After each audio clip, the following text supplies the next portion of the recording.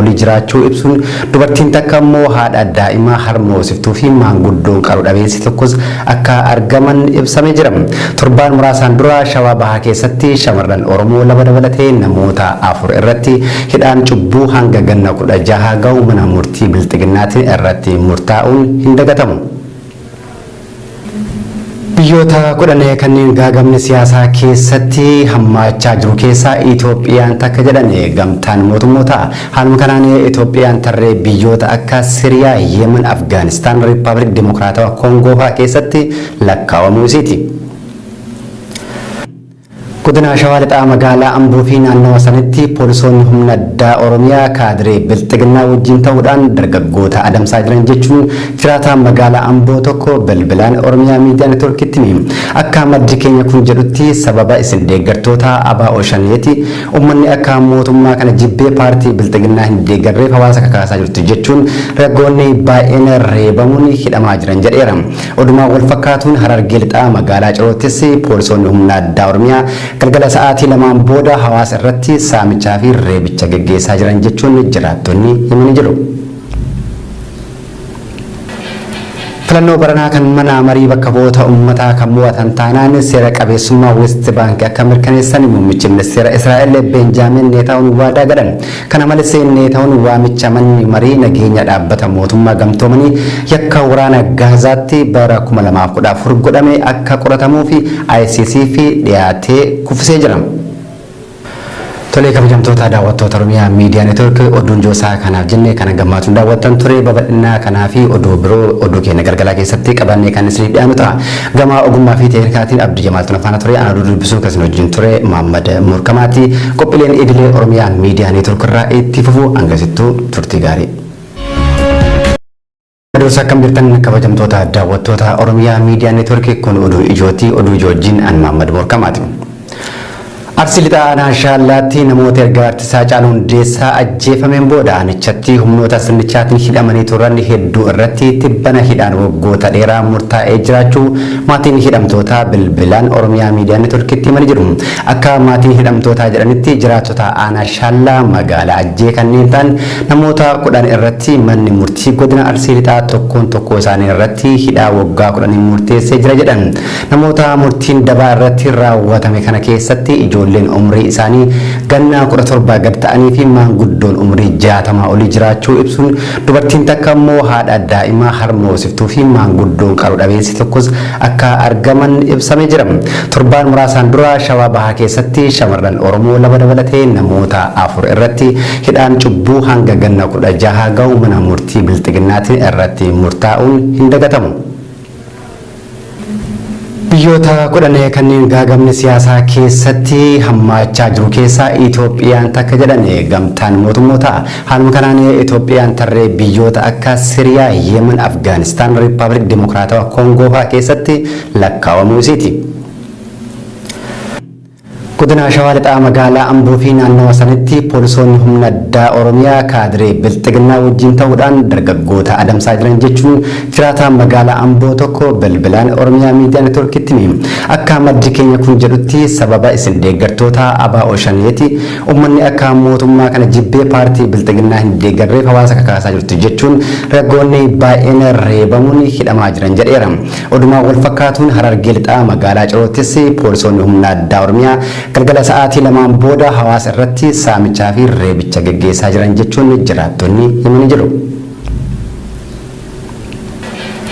Filannoo baranaa kan mana marii bakka bu'oota uummataa kan mo'atan taanaan seera qabeessummaa West Bank akka mirkaneessan muummichi ministeera Israa'el Benjaamin Neetaawun waadaa galan. Kana malees Neetaawun waamicha manni marii nageenya dhaabbata mootummaa gamtoomanii yakka waraana Gaazaatti bara 2014 godhame akka qoratamuu fi ICC fi dhiyaatee kuffisee jira. Tolee kabajamtoota daawwattoota Oromiyaa Miidiyaa Neetwoork oduun joosaa kanaaf jennee kana gammachuun daawwattan ture babal'inaa kanaa fi oduu biroo oduu keenya galgalaa keessatti qabannee kan isiniif dhiyaannu ta'a. Gama ogummaa fi teeknikaatiin Abdii Jamaal Tunafaana ture ana oduu dubbisuu kan isin wajjin ture Muhammad Murkamaati. Qophiileen idilee Oromiyaa Miidiyaa Neetwoork irraa itti fufu hangasittuu turtii gaarii.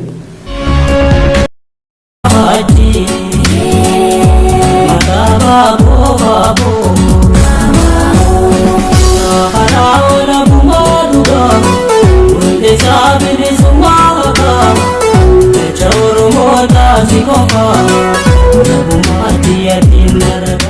Ashamar kafune kabjumtatam daawwattotam Oromiyaa Miidiyaa Neetwork ibsam adda bilisummaa Oromoorraa nuuf ergameesanii dhiyeessinam.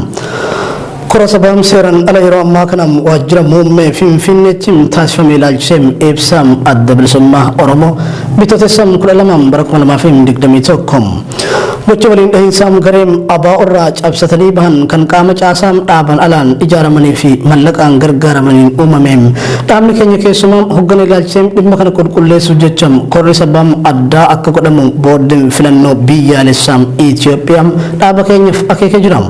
Boordiin filannoo Itoophiyaas filannootti aanu duram yaada wal dhaham dhimma hoggana abaa'oo dhalate jedhu furuuf kora sabaa geggeessuuf yaada qabnu deeggaree jiram. Haaluma kanaan koreen qopheessituun adda bilisummaa Oromoo armaan dura gobii sabaa filamem yeroo sanarraa eegaleen bu'uura heera keenyaa fi dambii kora sabaa ittiin geggeessaniin raawwii isaatiif hojjechaa jiram. Dhimma kana ilaalchisee boordiin filannoo Itoophiyaa xalayaa seera qabeessan beeksifamee jiram. Yeroo dhiyoo keessattis korichi itti dhiheenyaan hojjechuuf qunnamtii sirnaawaa taasisuun jalqabee jiram. Fakkeenyaaf sochii itti jirruu fi hanga milkoofni boordii filannoo Itoophiyaatiif sirnaan beeksisaa jirram. Haaluma wal fakkaatuun boordiin filannoo kora sabaa dhaabni keenya godhachuuf haala akka mijeessuuf dhaabni keenya ittiin iyyatee jiram. Addatti waajjira muummee keenya Finfinneetti argamu kan poolisii magaalaa Finfinneen cufamee jiru banuun keessatti argamu.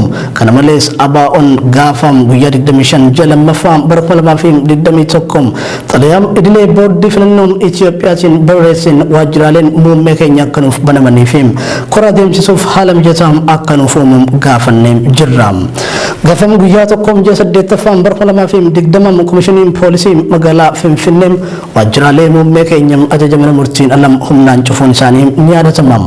Guyyaa kanarraa eegaleen waajjirri muummee keenya to'annoo komishinii poolisii Finfinnee jala galeen hojiiwwan waajjira keessa fi naannoo mooraa waajjirichaatti dalagaman hundaan uggura isaa jala galchee jira. Haa ta'u malee akkaataa odeeffannoo nu dhaqqabaa jiruun bakka poolisiin mootummaa hedduun argamanitti walgahiin seeran alaa waajjira dhaabaa keessatti garee dhaabarraa cabsatanii bahaniin adeemsifamaa jira.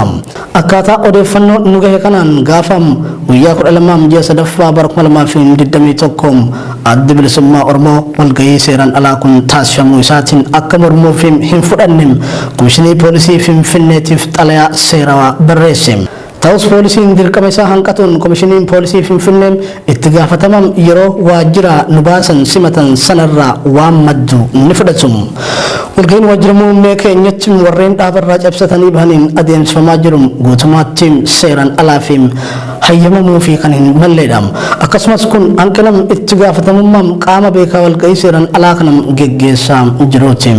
Qaamni dhaabarraa cabsate kun seera kora sabaa heera fi dambiiwwan keessoo dhaabichaa akkasumas seera galmeessa boordii filannoo Itoophiyaa lakkoofsa E1162 irraa bara 2019 cabse kanam adeemsisuuf bu'uura seeraa yookaan aangoo heeraa kamuu hin qabu. Komishiniin poolisii Finfinnee gareen dhaabarraa cabsate kun waajjira keenya keessatti beekamtii fi hayyama hayyuu duree dhaaban alaa fi tartiiba gubiin sabaa ittiin kora geggeessu kunis August gaafa tokko bara 2020 irraa eegalee hayyu duree hojjettoota fi miseensotaan dabalatee nuyi hogganam abaa'oo humnaan waajjira keessaa baasuun hayyamuu fi aangoo seeraa tasaam hin qabu ture.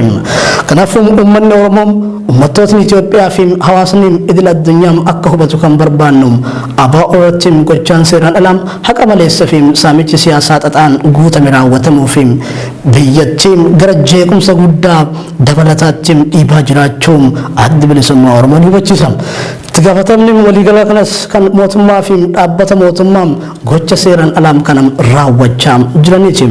Dogoggora olaanaa kanam boordiin filannoo Itoophiyaa qaamolee haqaa fi qaamolee hojii raawwachiiftuu mootummaa dabalatee jaarmiyaaleen murteessoo biyyattii keessumattuu komishiniin poolisii Finfinnee akka sirreessan gadi jabeessee gaafanna.